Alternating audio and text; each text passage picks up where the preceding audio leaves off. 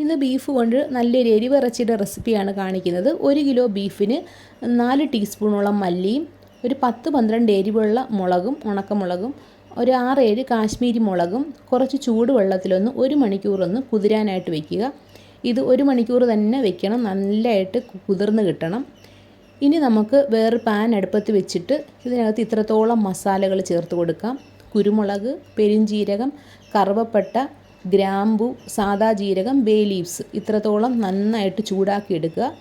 ഇനി ഇത് ചൂടാറിയതിന് ശേഷം മിക്സിയുടെ ജാറിലിട്ട് കൊടുത്ത് തരിതരിപ്പായിട്ടൊന്ന് ആദ്യം ഒന്ന് പൊടിച്ചെടുക്കുക. ഇനി നമ്മൾ കുതിരാനായിട്ട് വെച്ചിരുന്ന മല്ലി മുളകും വെള്ളം കളഞ്ഞതിന് ശേഷം ചേർത്ത് കൊടുക്കുക. ഇനി ഇഞ്ചിയും വെളുത്തുള്ളിയും ഇത്രത്തോളം ചേർത്ത് കൊടുത്തിട്ടുണ്ട്. 3 ടീസ്പൂണോളം വിനാഗിരിയും ചേർത്ത് കുറച്ച് വെള്ളവും കൂടെ ഒഴിച്ചിട്ട് ഒന്ന് അരച്ചെടുക്കുക. അന്നേരം ദാണ്ട് കുറച്ച് വെള്ളം ഒഴിച്ച് അരച്ചെടുത്തിട്ടുണ്ട്. കുറച്ച് 1/2 ടീസ്പൂണോളം മഞ്ഞൾപ്പൊടിയും കൂടെ ചേർത്ത് നന്നായിട്ട് അരച്ചെടുത്തിട്ടുണ്ട്. ദാണ്ട് ഇതേപോലെ ബീഫ് എടുത്തു വെച്ചിട്ടുണ്ട്. കുറച്ച് എല്ലും പിന്നെ നമ്മൾ സൂപ്പിനൊക്കെ ഉപയോഗിക്കുന്ന എല്ലില്ലേ, അതും കൂടെ വലുതൊരെണ്ണം ഇട്ട് കൊടുത്തിട്ടുണ്ട്. ആവശ്യത്തിന് കുറച്ചുകൂടെ ഉപ്പും കൂടെ ചേർത്തിട്ട്, നമ്മൾ ആദ്യം ഒന്നും ഉപ്പ് ചേർത്ത് കൊടുത്തിട്ടില്ലായിരുന്നു, അതുകൊണ്ട് ആവശ്യത്തിനുള്ള ഉപ്പും കൂടെ ചേർത്ത് കൊടുത്ത് നന്നായിട്ടൊന്ന് മിക്സ് ചെയ്ത് 1 മണിക്കൂർ ഇതൊന്ന് മാറ്റി വയ്ക്കുക. ഇതേപോലെ വലിയ കഷ്ണങ്ങളായിട്ടാണ് ഞാൻ എരിവിറച്ചിക്ക് ബീഫ് എടുത്തേക്കുന്നത്. ഇനി മിക്സിയുടെ ജാറ് കഴുകിയ കുറച്ച് വെള്ളവും ഇതിനകത്ത് ചേർത്ത് കൊടുത്തിട്ടുണ്ട്. ഇനി 1 മണിക്കൂറൊന്ന് അടച്ചു വയ്ക്കുക. ഏറ്റവും കുറഞ്ഞത് 1 മണിക്കൂറെങ്കിലും വെക്കണം.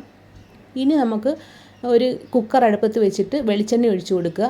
2 സവാള, 1 പിടി ചെറിയ ഉള്ളി, 2 പച്ചമുളക്, ചെറിയൊരു തക്കാളിയുടെ പകുതിയും കുറച്ച് കറിവേപ്പിലയും കൂടെ ചേർത്ത് ഉപ്പും കൂടെ ചേർത്ത് കൊടുത്ത് നന്നായിട്ട് വഴറ്റിയെടുക്കുക.